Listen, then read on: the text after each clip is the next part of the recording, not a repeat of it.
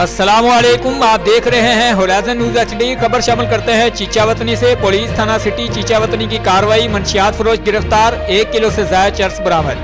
DPO Sahiwal Sadiq Hussain Bloch की हिदायत पर साहिवाल पुलिस का जराए पेशा नासिर के खिलाफ मुसलसल क्रैकडाउन जारी। DSP अकमल रसूल नादिर की जेर निगरानी SHO थाना सिटी चीचावतनी एजाज अहमद भट्टी ने अमरार टीम कार्रवाई करते हुए मुसम्मी गुलाम हुसैन वल्द वरियाम कौम सद्दू माछी सकना मेहरबाद टाउन से चर्स 1200 ग्राम बरामद करके मुकदमा नंबर 507/21 बजुर्म 9C/CNSA दर्ज कर लिया। रिपोर्ट मोहम्मद हमार रजा, इंचार्ज नुमाइंदगान होराइजन न्यूज HD।